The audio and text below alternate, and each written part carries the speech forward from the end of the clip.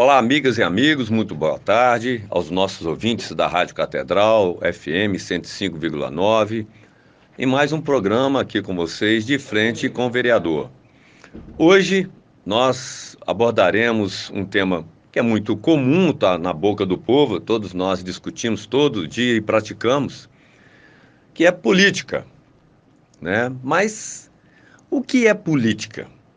Ou para que é uma política? Vamos discutir isso hoje. Por isso, eu conto com a participação de vocês, né, que nos enviem suas perguntas, entre no ar, ao vivo aqui com a gente, com o Edmilson nos assessorando, né, através do WhatsApp da Rádio Catedral, 99830 1059, ou mesmo pelo telefone fixo 3728 1059, onde então nós abordaremos e bateremos um papo sobre o que é política, para que serve, para que é, e política pública. Vocês sabem o que é política pública? E o que é gestão pública ou gestão participativa? É um outro assunto bastante interessante que a gente vai tentar abordar aqui de forma bem suave, porque na verdade a gente tem que discutir, porque nós praticamos a política todos os dias das nossas vidas. Mas como definir política? Dentre vários significados, né, que a gente encontra, nós temos uma que é o seguinte: política é a resolução de conflitos ou um conjunto de procedimentos formais e informais que expressam relações de poder e que se destinam à resolução pacífica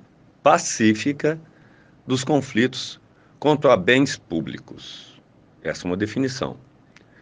De uma maneira mais simples, podemos definir política como a ciência da governança, de governar, de participar do governo.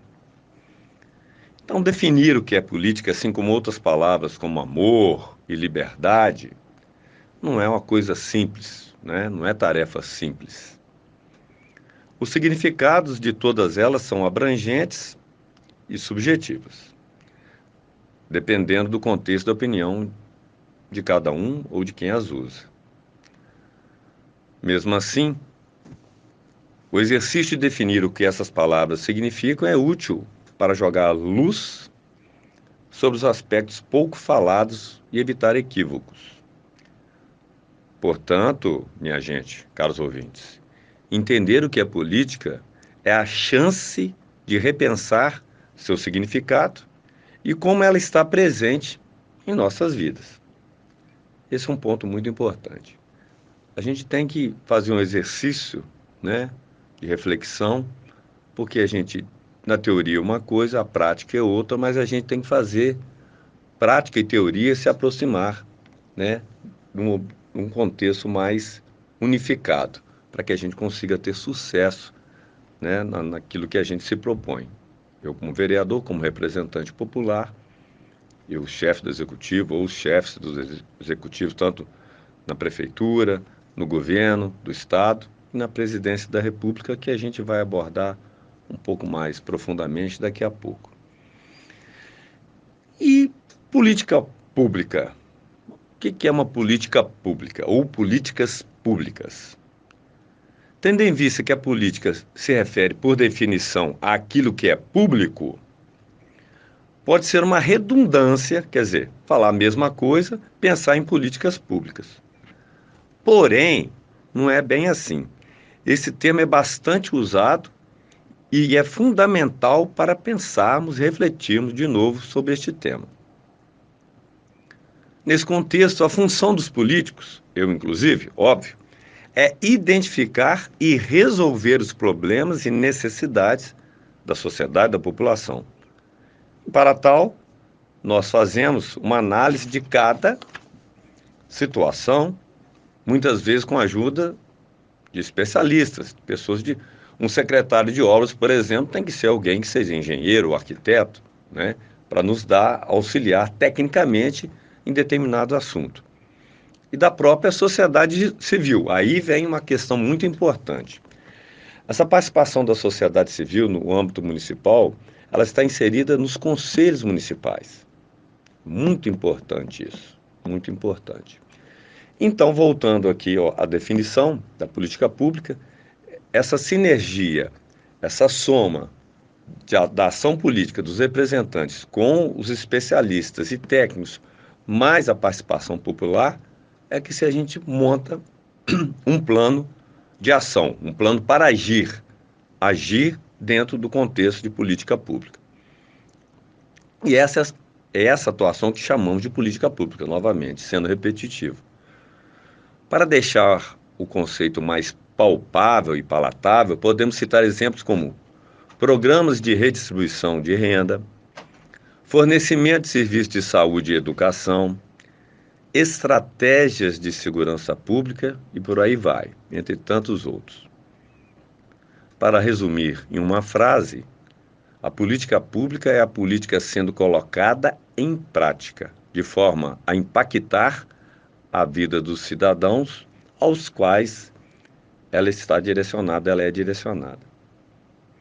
Sem uma apresentação mais profunda da política e todos os seus significados, tendemos a achar que ela se resume à atuação dos políticos e seus partidos.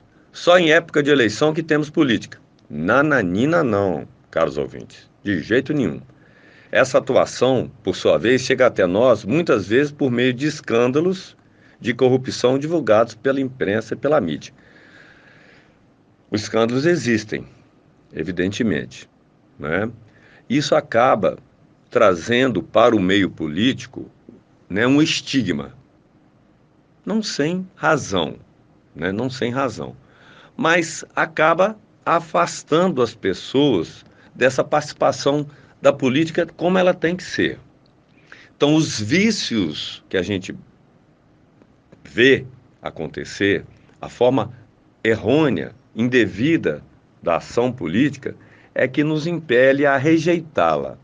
Mas nós vamos continuar o nosso bate-papo aqui para que a gente tente entender, tente participar mais efetivamente da vida pública, da política, cobrando de nós, representantes, ações efetivas e, no mínimo, o decoro.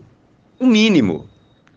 O mínimo é o decoro. O mínimo é fazer com que as nossas ações se reflitam em benefícios, né, em melhorias para a população, principalmente a população que realmente demanda e precisa dos serviços públicos. Sem aqui não vamos distinguir ninguém. Os serviços públicos são para todos, indistintamente. Mas tem pessoas que podem, né, recorrer ao serviço particular, né, podem pagar por isso. Mas também elas deveriam ser atendidas no serviço público de qualidade. Para todos. Não é aquele que tem menos condição, que tem que só recorrer ao serviço público. Todos. Não é? O SUS, nós já cansamos de debater aqui, já trouxe entrevistados aqui, né? Já discorremos sobre o SUS. A secretária de Saúde esteve aqui no nosso programa, dona Luísa Agostinho de Andrade, ela já explicou mais detalhadamente como é que funciona o SUS. E o SUS é para todos, indistintamente, sendo repetitivo. Só para ficar no exemplo bem claro que a gente está sempre precisando, que é de saúde. Mas voltando aqui à questão da política como um todo e a participação popular. Então a palavra passa a ser associada a essa prática negativa, uma prática negativa. E chega a ganhar uma variação de politicagem. A política praticada longe dos ideais mais nobres. É sempre o político utiliza a política em benefício próprio, como meio de vida, não como uma ação pública, não para debater e, com isso, trazer soluções para os grandes problemas que afligem o nosso município, a nossa comunidade, o nosso estado e, obviamente, o nosso país. Então, nós, políticos, por consequência, somos vistos como os indivíduos interessados em apenas se aproveitar dos recursos públicos, que é o que eu falei aqui, não é?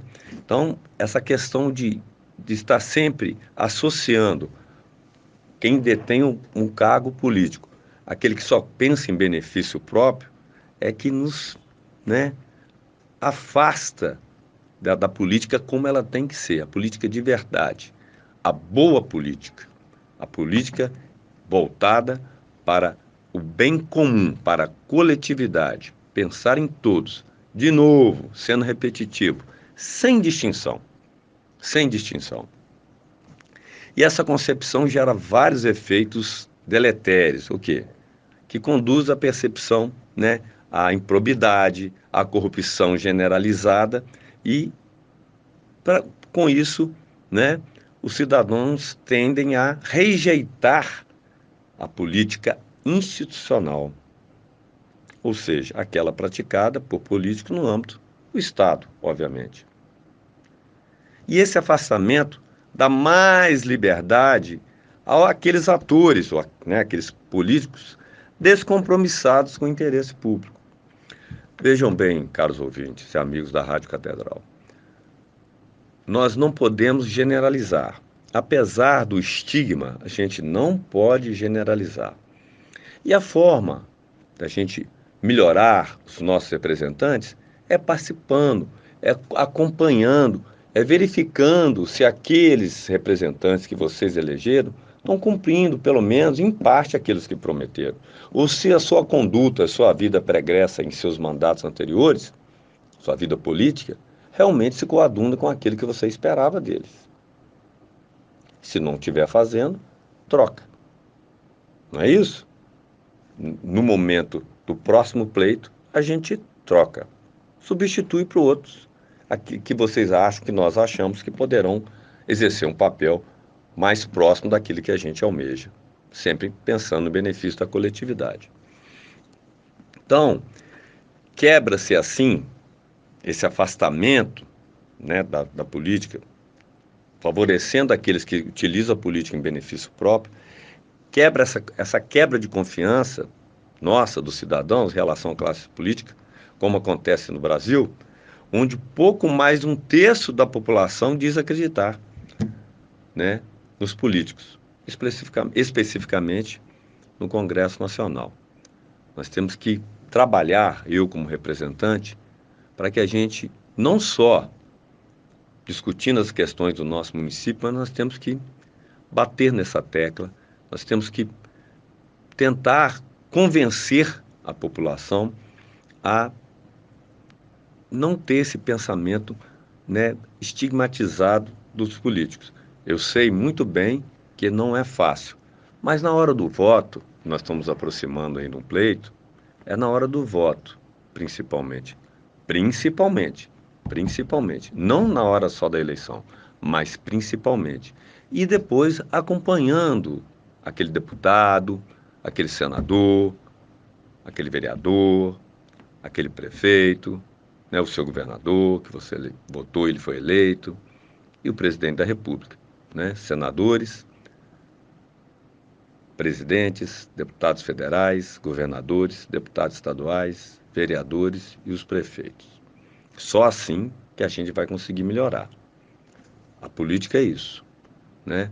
No momento do voto, a gente substitui aqueles que não prestaram bom serviço por outros. Não é isso? Pelo menos deveria ser. Então, nessa acirrada disputa agora de vários cargos, sejam os cargos majoritários. Majoritários são aqueles do executivo, tá, gente? Os cargos majoritários são prefeito, que não está tendo agora, governador, sim, e presidência da República. E os cargos que a gente fala proporcionais são o do legislativo. Não está tendo vereador agora, mas de deputados estaduais, deputados federais e senadores, alguns senadores, certo? Então, nessa disputa que se aproxima, nós estamos a menos de 20 dias, né, da eleição de deputados estaduais, como diz, deputados federais, senadores, é com essas eleições democráticas que o cidadão, por meio do seu voto, nas urnas eletrônicas, que já nos acompanham há mais de 25 anos, aliás, o processo eleitoral no Brasil é reconhecidamente no mundo como muito eficaz. com o advento das urnas eletrônicas, não é? Nós pouquíssimas vezes nós tivemos questionamentos do processo eleitoral no Brasil desde a implantação da urna eletrônica. Numa eleição passada para presidente da República houve um questionamento, mas isso já foi bem esclarecido. O Tribunal Superior Eleitoral apresentou todos os dados, as urnas foram, vamos dizer assim, auditadas, e isso já foi sanado. Essa questão já foi sanada. E na eleição aos cargos proporcionais, como são várias vagas e vários candidatos, isso fica um pouco mais difícil de questionar. Mas fato é, a urna eletrônica do Brasil é um ponto a favor do nosso país perante o mundo. Isso é inquestionável. Isso pode ser, qualquer um dos ouvintes que nos acompanha pode pesquisar. Pesquise, pesquise. Vocês não vão encontrar nenhuma observação de fato, nenhum dado elementar que desabone as urnas eletrônicas no Brasil. Que fique bem claro e bem registrado isso aqui. Mas nesse processo, então, do voto, que elegemos essas pessoas para a condução da nossa política nacional. Agora, política nacional, certo? Seja no executivo, como eu disse, como no poder legislativo, lembrando que é o chefe da nação, o presidente da República, o governador dos estados e os deputados estaduais, federais e senadores. Então, nós vamos chegar agora na questão mais sensível. Nós estamos vivendo mais polarização exacerbada no âmbito da disputa presidencial, né? E nós não podemos nos deixar levar pela emoção para votar nos nossos candidatos. Não podemos ir com base na paixão ou no ódio. Jamais. Sentimentos estes que nos vedam a visão do todo e da verdade, do real significado que é a política voltada de novo para o bem comum, para a coletividade. Nós não podemos cair nessa armadilha. Não podemos cair nessa armadilha, porque senão a gente não consegue ter o discernimento devido para a gente tomar uma decisão baseada no máximo possível consciente.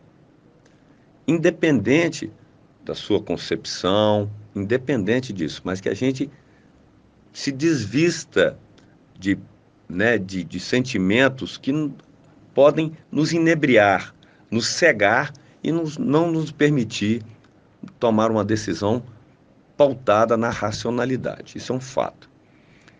Então, a corrida eleitoral para esse pleito, né, desde do dia 16 de agosto, último, né, tem 45 dias de campanha efetivamente, regulamentada pela lei, já com o início da propaganda eleitoral gratuita no rádio e na televisão. Isso para todos os candidatos, não só para presidente e governador, não é? Para todos os candidatos, deputados, de novo, senadores, deputados estaduais, deputados federais e senadores. E no dia 2 de outubro, uma grande parcela de nós, né, dos 156 milhões de eleitores aptos a votar, estarão diante das urnas, de novo, eletrônicas, para escolher o presidente da República, os governadores, os deputados estaduais, federais e os senadores. Para governar, todos governam. Não é só o presidente da República, não é só o governador, todos. Nós sabemos muito bem, não é? Que os poderes são compartilhados, né? São exercidos, o chefe do executivo tem a sua atribuição e nós, representantes do legislativo, temos a nossa. Então ninguém governa sozinho. Isso aí há muito tempo, né? O sistema republicano igual ao nosso, que nós temos 3 poderes que são harmoniosos. Nenhum se sobrepõe ao outro. Tem que andar em sinergia, em harmonia, certo? Então nós temos que pensar muito bem. Não é que nós não temos que ter o foco nos chefes do executivo, mas nós temos que ter muita atenção para os candidatos aos cargos do Legislativo. Bato nessa tecla aqui com vocês. Tenhamos cuidado. Além de nos despir de emoções e tal, nós temos que tomar bastante cuidado naqueles representantes que nós estaremos colocando tanto nas assembleias legislativas como no Congresso, sendo a Câmara Federal e o Senado, além, obviamente, dos nossos governadores e presidente da República. Então, estes que nós vamos eleger para o período de 2020, entre 2023 e 2026, que vão nos representar e vão governar o país. Só para governador e presidente é que pode haver segundo turno, né? Isso a gente já está acostumado no Brasil. Para os deputados e senadores, não. Então, aí, havendo segundo turno, tanto para o cargo de governador como para o cargo de presidente, a eleição só será decidida por nós no dia 30 de outubro. O segundo turno está marcado para o dia 30 de outubro. Então, voltando um pouco ao cargo de presidente da República, que é o que mais clama, né, por, vamos dizer assim, disputas ou manifestações, é que nós temos um pouco mais de debates, né? Temos questionamentos. Então, são vários candidatos a presidente da República. E esta é a primeira disputa presidencial em que nós temos um presidente em exercício, candidato à reeleição, e um ex-presidente. Certo? Cada candidato tem uma questão, vamos dizer, ideológica, um mais centro-direita, outro mais centro-esquerda, outro mais extrema-esquerda e outro mais extrema-direita. Mas isso aí é um contexto ideológico que a gente não vai abordar aqui, né? Mas nós temos aí dois candidatos, né, que estão polarizando e estão nas frente nas pesquisas, né? Estão na frente nas pesquisas. E muito provavelmente esses dois candidatos que deverão disputar talvez um segundo turno. E cada um tem visões distintas. E aí, nós como eleitores, nós temos que nos ater exatamente a quais propostas que cada um trazem para você e se essas propostas realmente são afetas a você, a nós. Cada um com a sua concepção ideológica, vamos fazer aqui, né? Se é que nós vamos escolher entre um e outro, se realmente a disputa ficar entre esses dois, os mais votados. Eu vou me abster de citar o nome de ambos aqui, porque eu não estou citando o nome dos demais candidatos à presidência da República. Então, mas todos sabem a quem eu me refiro. Então, nós temos que ter a tranquilidade de tentar enxergar as propostas, o plano de governo de cada um. Antes de mais nada, quais são as propostas? O que está se mirando no plano de governo de cada um? O que eles estão defendendo para os próximos 4 anos? Melhoria da saúde, melhoria da educação, mais ciência e tecnologia, mais comida na mesa, diminuição da pobreza, ou outras questões, mais segurança, né? Mais inserção do Brasil no comércio exterior. Quais são as propostas? O Brasil tem que ser um líder regional na América do Sul pela sua importância, pela sua dimensão geográfica, pelo tamanho da sua população. O Brasil hoje é a 10ª economia do mundo, já foi a 5ª há 10, 12 anos atrás. Nós vamos voltar a esse patamar? Precisa preocupar-se com isso? Isso não tem nada a ver? A gente precisa exportar mais, nós temos que depender menos de importação. O valor da nossa moeda perante o dólar está depreciado demais, pode voltar a um patamar de R$ 3 ou outro valor, R$ 4. Isso impacta na nossa vida diária, no nosso dia a dia? Sim ou não? Isso é importante para você ou não? Então, com base nisso, eu só estou trazendo alguns exemplos aqui, é para que as pessoas comecem a pensar, né? Se isso realmente é o que importa. São questões de costumes. Cada um tem que pensar, decidir o que acha que é melhor para o Brasil, que vai fazer com que nós melhoremos, desenvolvemos. Nós estamos melhor do que antes, estamos pior? Em que sentido? Tínhamos mais rendas, temos menos rendas, temos mais rendas agora. Nós tivemos um problema da pandemia e a saúde está pior, está melhor. Quais são as propostas para a saúde? Ainda nós estamos vivendo ainda, né, consequências da pandemia. O que pode ser feito para melhorar? Tanto o contexto econômico ou da própria saúde mesmo, propriamente dita. Não é isso?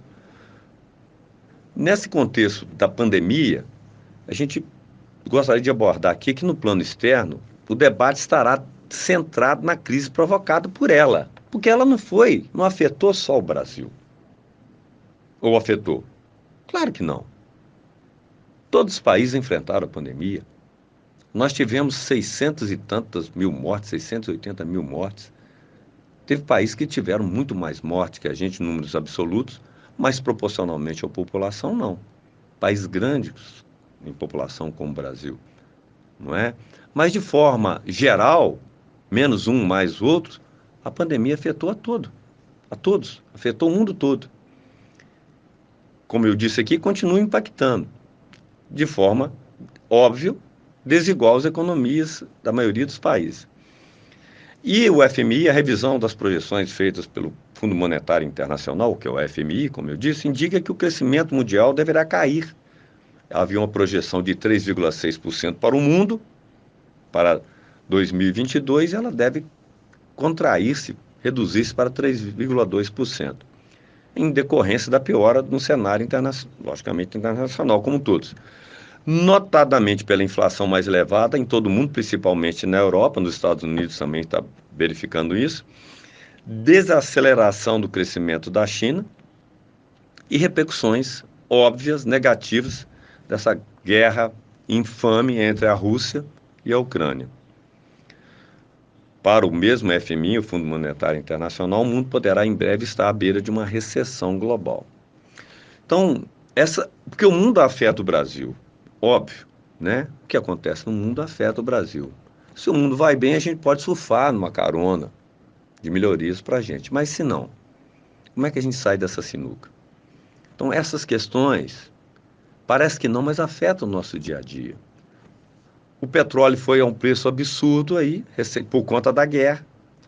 A moeda depreciada do jeito que estava e o preço do combustível foi nas alturas. Houve uma ação governamental de redução de impostos, né, na marra, para reduzir o preço final na bomba de combustível. Me chama a atenção, engraçado, porque o álcool, que é pelo menos para os veículos de passeio, poderia ser alternativa, continua mais caro proporcionalmente antes dessa crise, dessa elevação do preço da gasolina, não é? Nós temos, a maioria dos carros hoje é bicombustível. A questão problemática é o transporte de cargas, que é só óleo diesel, que está caro também. Mas me chama a atenção um fato curioso aqui, que eu sempre tenho tentado entender por que o álcool proporcionalmente está mais caro do que antes e continua, mesmo depois com essa redução do preço da gasolina. Então, assim, a gente tem que questionar essas coisas, porque isso interfere diretamente no nosso bolso. Por quê?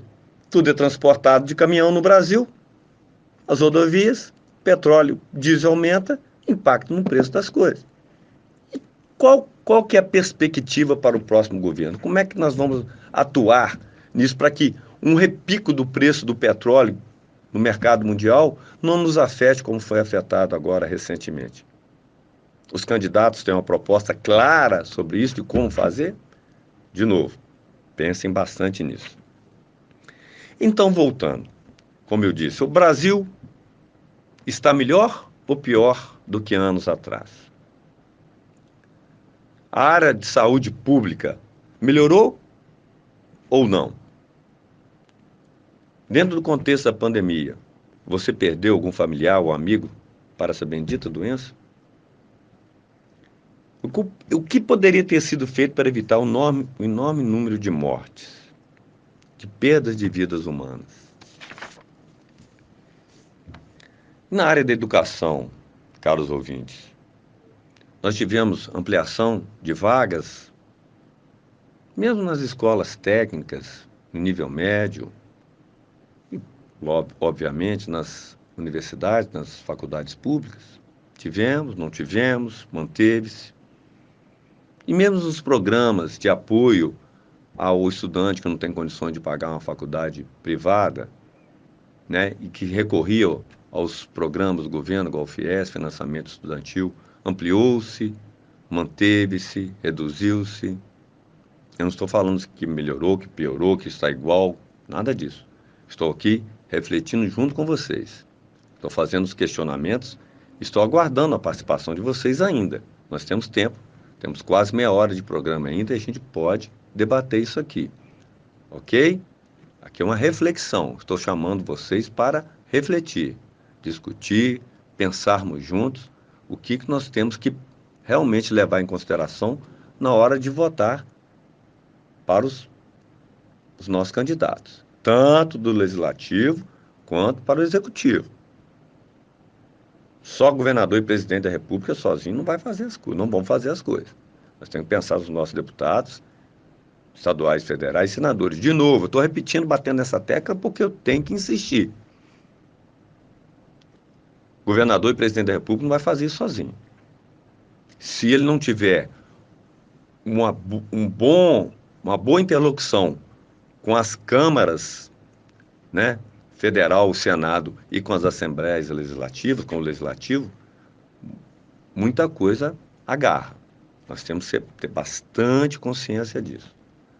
Vamos prestar atenção nos nossos representantes do legislativo. De novo, sendo repetitivo, enfadonho. Vamos prestar atenção. E o ensino fundamental e médio? Sofreu melhorias? Não sofreu? Está a mesma coisa? A economia sofreu baixa? Nossa situação financeira, como eu disse aqui, melhorou? Piorou?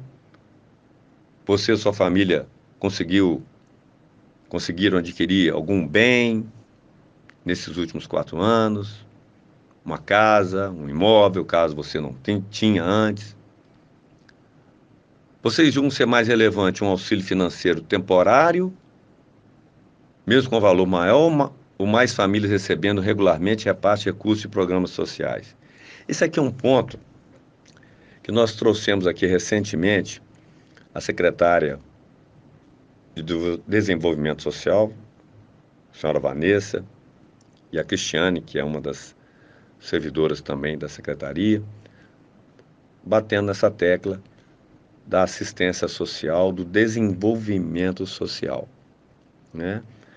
O que eu penso, a minha concepção, essa palavra cai muito bem, é desenvolvimento social. Nós temos que promover o desenvolvimento social.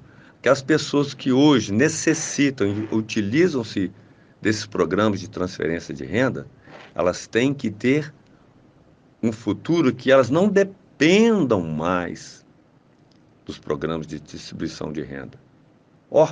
Se nós chegarmos daqui um período e nós tenhamos no mínimo de pessoas que dependam de algum programa de transferência de renda, é porque nós vencemos. Mas para isso nós temos que ter distribuição de renda. Para isso nós temos que ter uma reforma tributária. Não é para aumentar imposto. Outro dia eu utilizei o tempo da minha fala na Câmara para chamar a atenção disso aqui. Isso é um dado, isso é um fato, caros ouvintes da Rádio Catedral. O Brasil é um dos países mais desiguais do planeta. É um fato. O 1% mais rico do país detém quase 30% da renda nacional.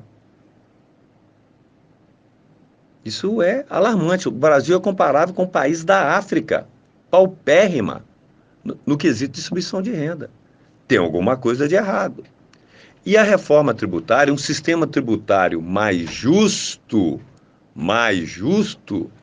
que cobre mais de quem realmente pode pagar mais e cobre menos daqueles que não têm tantas condições, é o que a gente quer. Porque o nosso sistema tributário, ele é indecorosamente regressivo, injusto com os mais pobres e muito né, benevolente com os mais ricos, entendeu? Nós precisamos abordar isso. Esse é um outro ponto que eu gostaria de chamar a atenção dos ouvintes, nossos amigos da Rádio Catedral. Nós precisamos ter um sistema tributário mais justo, mais eficiente. A reforma não é só isso, não. Temos que simplificar.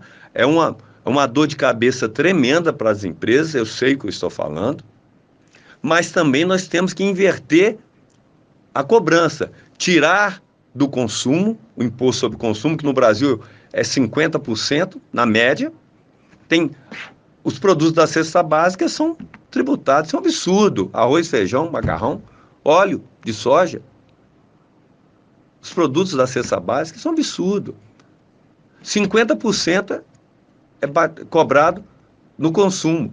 Isso também é cobrado na produção das empresas. É um trem intrincado, um monte de coisa, um monte de regra, um monte de coisa que deixa todo mundo louco. Nem querendo pagar o imposto certo, as empresas conseguem, porque é uma balbúrdia de tanta regra. Nós temos que simplificar isso para deixar as empresas mais ágeis, mais competitivas, inclusive para exportar, para vender lá fora. Mas também nós temos que cobrar menos de quem ganha menos e cobrar mais de quem ganha mais. Não é aumentar imposto que eu estou falando aqui. Não estou levantando bandeira de aumentar imposto, não, gente. O nosso sistema tributário é perverso, ineficiente, atrasado no que tange essa quantidade de regras. Nós temos que simplificá-lo, temos que trazê-lo para um ambiente mais favorável para as empresas, mais amigável, comparável aos países do primeiro mundo, né? Nos Estados Unidos, que o pessoal gosta muito de comparar, o imposto sobre consumo é média de 18%, mas eles cobram imposto de quem ganha mais. Se você deixar a herança nos Estados Unidos, é de 28% a 40% sobre os bens deixados para os seus herdeiros. Aqui no Brasil é 4%. Está errado. Não tem distribuição, não tem cobrança de imposto sobre distribuição de lucros e dividendos das empresas para os seus sócios. Está errado. Só tem um país além do Brasil que cobra isso, como tem um candidato da República que sempre frisa isso nas suas campanhas, nas suas falas. É fato. Então nós temos que parar e pensar nessa questão da distribuição de renda. Entendeu? Nós temos que parar e pensar nessa questão de distribuição de renda, porque quanto mais capacidade de consumo a população tiver, melhor. Porque o sistema capitalista é esse, é consumo. Consumo. Se bem que nós temos que pensar no consumo mais tranquilo, não predatório igual dos norte-americanos, porque nós temos que preservar. Preservar não, nós temos que recuperar que nós já degradamos. Nós não podemos ter a mesma ânsia de consumo de um norte-americano, senão o mundo não aguenta. E nós temos que pensar nisso ainda. Mas, no contexto do sistema capitalista, o que move o capitalismo é o consumo. E o brasileiro não tem poder de consumo. É lógico, se a gente der uma sobrecarga de alívio para o consumo, assim, de uma forma atabalhoada, logicamente, pode gerar inflação. Eu não sou expert para isso, mas que nós precisamos rever o sistema tributário, a gente precisa, ok? Temos aqui uma pergunta aqui do nosso amigo Francisco José, do Divisório. Obrigado pela participação, Francisco. Vereador, no meio ambiente tivemos como nunca um desmatamento como nunca aconteceu, ao menos nas últimas décadas. Favor comentar. Muito bem, Francisco. Realmente, a gente observa, são dados, tá? Dados do INPE, né? De que o desmatamento na Amazônia recrudesceu. Nós havíamos tendo uma diminuição do desmatamento, ele nunca terminou, mas nós começamos um processo de diminuição do desmatamento e de 2017 para cá, 2018, esse desmatamento retornou a patamares anteriores no início do século, né, no início do ano 2000. É uma questão que nós também temos que abordar. Não é? Nós estamos vendo um período de estiagem muito grande agora, e isso é reflexo, óbvio que é reflexo do que nós temos feito com o meio ambiente. Então, é um outro ponto, Francisco, muito interessante a sua observação, que a gente tem que olhar. É tanta demanda, é tanto problema que aflige o nosso país que a gente nem sabe por onde começar. Nós temos que estabelecer prioridades, mas não podemos deixar de lado, obviamente, a questão do meio ambiente. Obrigado, Francisco. Mais um ponto para os eleitores também perceberem nos seus candidatos. O que eles têm de proposta para um equilíbrio entre desenvolvimento e preservação ambiental. Aí que está a chave. O Brasil precisa desenvolver-se e nós não podemos desenvolver qualquer toque, porque nós já estamos no passivo na Terra. O que é passivo? Nós já estamos devendo. Hoje o planeta Terra não tem condições de se regenerar se nós continuarmos, os 8 bilhões de habitantes, consumindo do mesmo jeito. Logicamente diferentes entre países. Uma África não consome, não destrói o meio ambiente, tanto quanto um americano, um europeu ocidental ou um chinês. Não é? Mas nós temos que repensar essa questão. E não podemos deixar isso de lado também para os nossos representantes que apresentam as suas propostas, porque nós temos que achar uma solução, né, que compreenda isso tudo. Desenvolvimento e preservação ambiental. Uma questão muito bacana é turismo. O turismo ecológico pode preservar, pode promover a recuperação do que foi degradado. Tem muitas questões para a gente abordar. Mas vamos cobrar dos nossos representantes, dos candidatos. Se eu for candidato a deputado no futuro, você pode ter certeza que eu vou levar essa bandeira comigo, porque eu já defendi.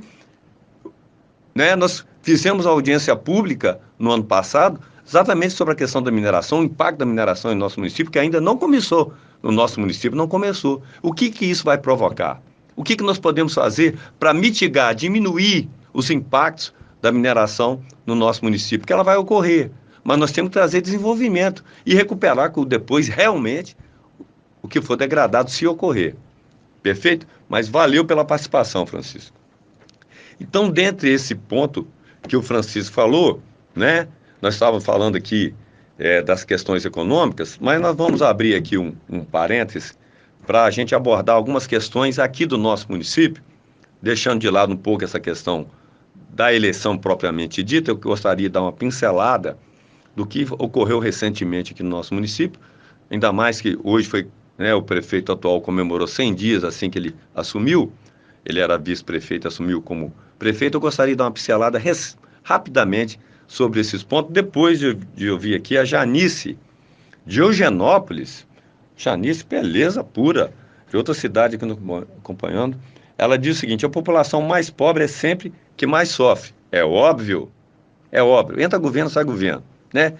Menos em algum determinado momento da nossa história, mais no outro. Mas é fato, sempre sofre. Não vejo solução para combater a desigualdade com essa política que acha que auxílio vai tampar o sol com a peneira. Estou revoltado. Beleza, Janice, eu compreendo a sua observação, né, a sua indignação. Mas, mais uma vez, vamos então votar naqueles que tragam pelo menos isso como pauta. Votar naqueles que são candidatos à reeleição que realmente abordem essa questão, com ações efetivas. Eu acabei de dizer aqui agora há pouco, Janice, sobre a questão da tributação. A tributação pode, eu acredito nisso, a revisão, a alteração do nosso sistema tributário, revendo essas questões, deixando de ser regressivo. Regressivo é cobrar muito de quem ganha pouco e cobrar menos de quem ganha muito. Então ele tem que ser mais progressivo, invertendo essa lógica. Pode ser, sim, um fator determinante que vai trazer no futuro, né, um desenvolvimento econômico em que as pessoas vão poder ter mais capacidade de consumo, realizar suas questões, adquirir os seus bens, a sua casa própria, um veículo, uma moto, um carro, seja movido a álcool, seja movido a energia elétrica, ou mesmo com a gasolina, desde que não impacte tanto no meio ambiente. É uma questão que nós não podemos, né, abandonar, não podemos deixar de lado, porque nós temos que preservar o meio ambiente para que a gente possa viver bem e melhor no futuro, porque isso tudo está atrelado uma coisa a outra, né? Causa e efeito, não é? É muita coisa para abordar. Se a gente for parar para falar aqui, um dia inteiro não dá, de tanto problema que nós temos que pensar. Mas voltando aqui, então, à questão do nosso município de Muriaé. Eu gostaria de apresentar para vocês um ponto muito importante que vai ao encontro dessa questão da participação popular. Olha que bacana, olha que bacana. O Poder Executivo lançou agora, nesses dias, tá, uma possibilidade dos munícipes, nós murienses, de dar sugestão no orçamento de 2023. Olha só, criou-se um link na internet, que eu vou ditar aqui para vocês, vou repetir umas 3 vezes para vocês anotarem e entrarem lá, é um formuláriozinho que vocês vão dizer o que precisa melhorar, o que tem que se gastar para o ano de 2023 para que a gente tenha uma cidade melhor. Muito importante isso, eu falei isso ontem na sessão da Câmara e eu tenho que divulgar isso aqui que eu acho muito importante.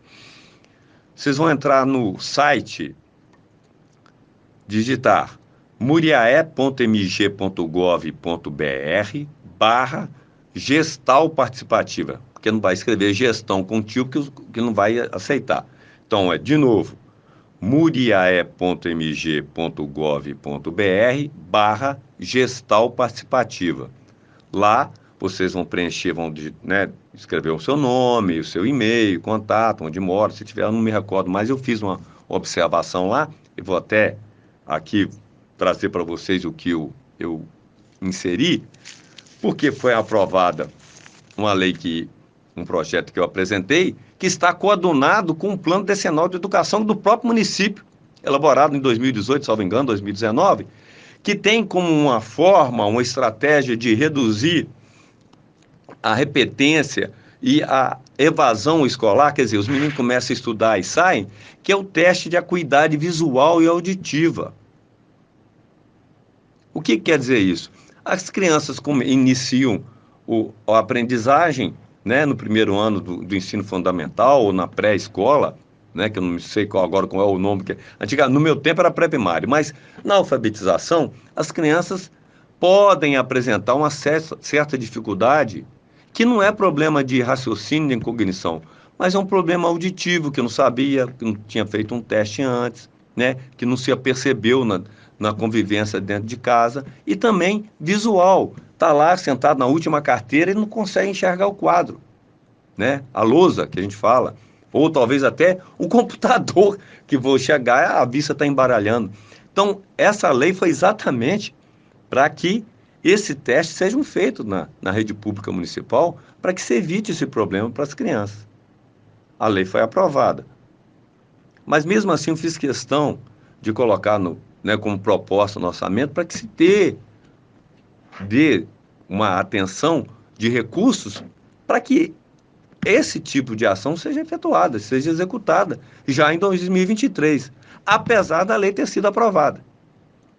E tem tantas outras coisas, pontes na zona rural, melhoria da sua rua, o calçamento que não está legal, captação de água pluvial é a chuva que está fazendo enxurrada, o esgoto, né, a rede de esgoto que está precisando ser refeita, tudo isso é válido. Uma praça, determinado local da cidade que não tem, uma área de lazer para aquela região da cidade que não tem, isso tudo é válido.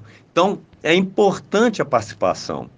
Isso é exercício democrático, gente. Vamos valorizar, vamos participar. Está lá o nome, gestão participativa.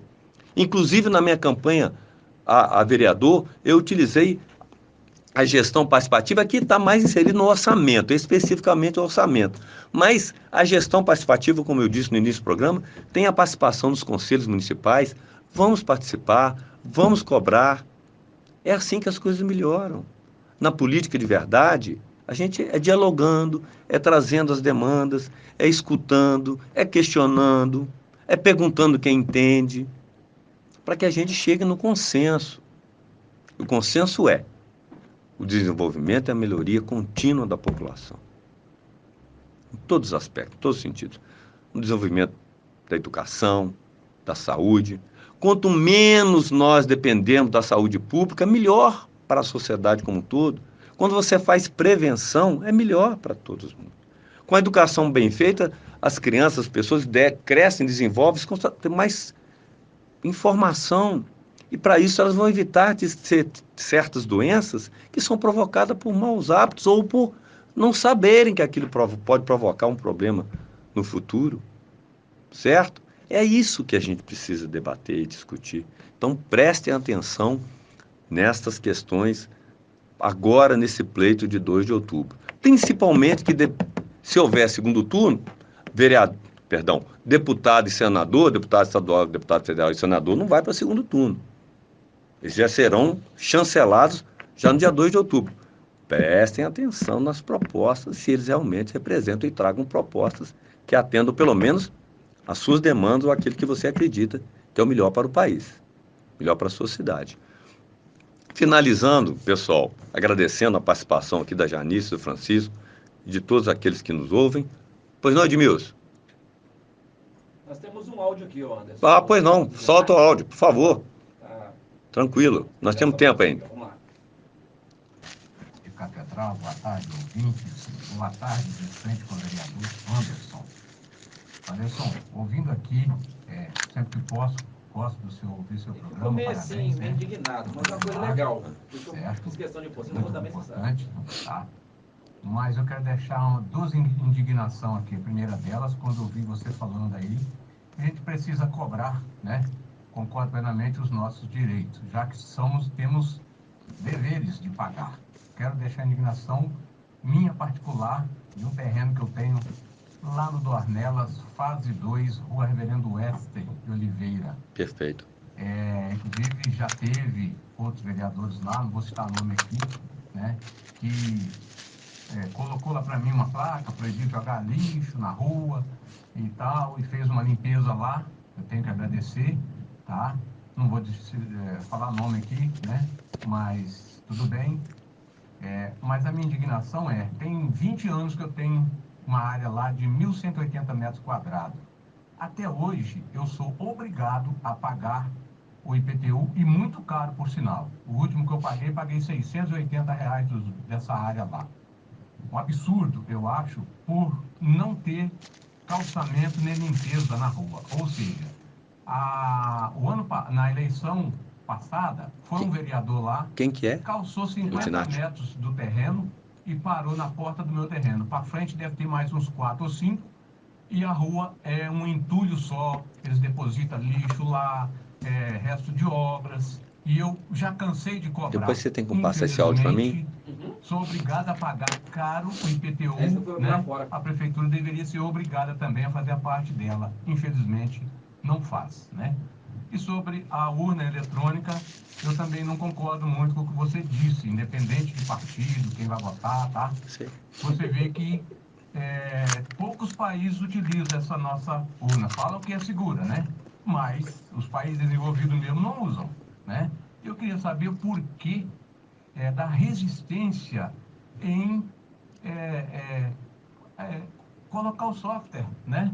Para imprimir o seu comprovante. Por que essa resistência, né? Eu queria saber se você pode falar sobre isso. Dinarte, mais uma vez, obrigado pela sua participação. Vamos primeiro à sua questão, à sua demanda. O áudio, o Edmilson vai me replicar aqui e eu vou te dar o retorno depois, tá? E vou te pedir para você entrar no site da gestão participativa. É um direito seu e um direito e um dever, tá, meu amigo?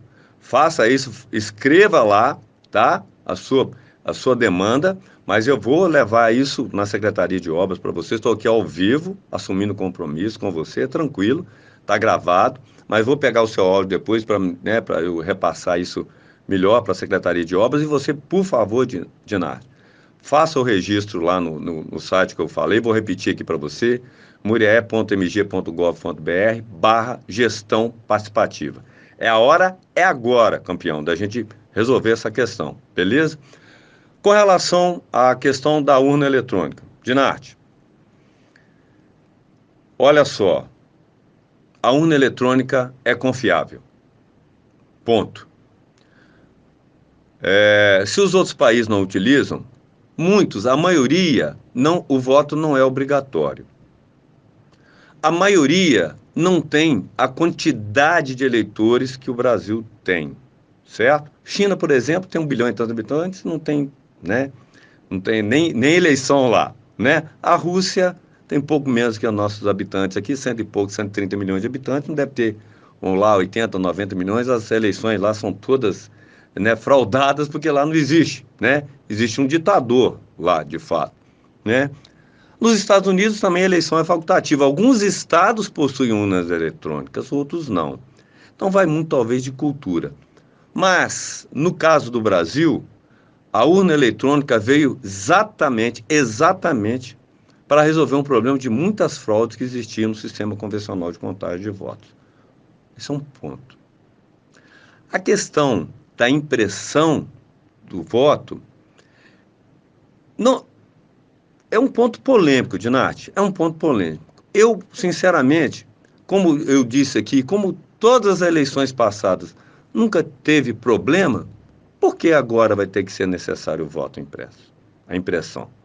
Você está entendendo? Porque houve questionamento, só teve um caso, a presidência da República, em que as urnas foram questionadas, o sistema foi verificado e o partido perdedor na época aceitou, assentiu que o sistema era correto e funcionava. Então, não acho que não tem mais o que discutir sobre esse ponto. Esse é um ponto de vista meu. Aí já estou falando como cidadão, não como representante aqui, tá, Dinarte? Mas valeu de novo pela sua participação, agradeço muito. E vamos continuar aqui agora, já para finalizar, porque o tempo está acabando. E eu achei que eu ia ter muito tempo e não é nada, estou perdendo espaço aqui. Mas foi boa a participação hoje, foi bacana, apesar de eu falar aqui 1 hora sozinho, mas é interessante. Então, eu vou encerrar. Depois dessa questão da gestão participativa, que eu acho muito importante, estava dentro do contexto do programa de hoje, que é essa questão da gente debater. Eu gostaria de falar para vocês o seguinte: eu estou como primeiro secretário nesse ano na mesa diretora da Câmara, juntamente com o presidente Ciso, sou o tesoureiro também, e nós promovemos então um repasse de recursos de R$300 mil para a prefeitura, visando atender certas demandas. 250 mil foram para a Secretaria de Saúde propriamente dita, para diminuir a fila de cirurgias eletivas, 250 mil. Esses valores já estão disponíveis na Secretaria, já estão dentro do orçamento, dentro da rubrica contábil para ser utilizado. Então agora cabe a nós, né, vereadores e a sociedade, a população, cobrar realmente da Secretaria de Saúde, da Prefeitura, a utilização desse recurso para minimizar o impacto, né, dessa questão que é realmente preocupante, que ela foi agravada em muito no período da pandemia. Então, eu estou aqui prestando contas a vocês. Estou prestando contas. Durante o mandato, isso é muito importante. Uma ação pouco antes vista na nossa cidade, pelo menos. Beleza? Durante a nossa permanência na mesa diretora, já estão fazendo repasse durante um ano e vão fazer mais um valor agora, talvez antes do dia 2 de outubro, para ninguém falar que não vou fazer depois da eleição. O valor nós vamos decidir, nós da mesa diretora, qual o valor que nós vamos devolver para a prefeitura, repassar para a prefeitura, sempre visando atender as necessidades da população, beleza?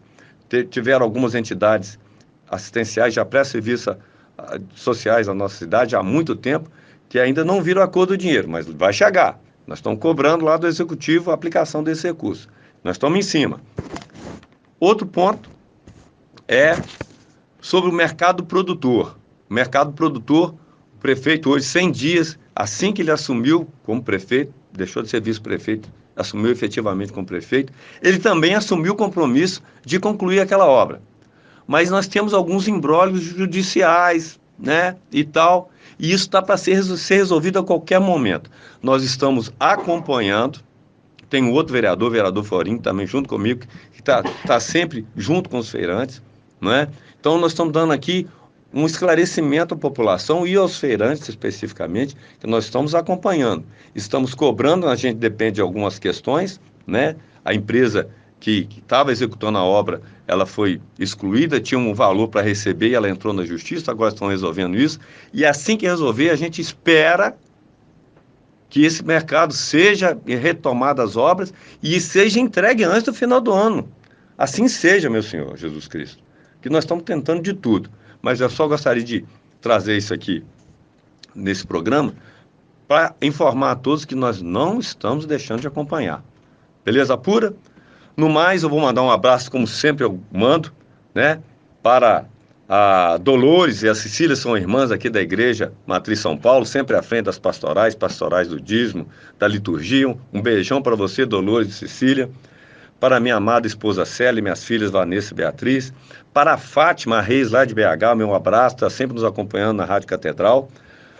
A minha mãe Eugecília, meu pai Messias, que acompanham também lá de Juiz de Fora, nosso programa, nossa participação. Um beijo no coração de todos. Fiquem com Deus e até o próximo programa.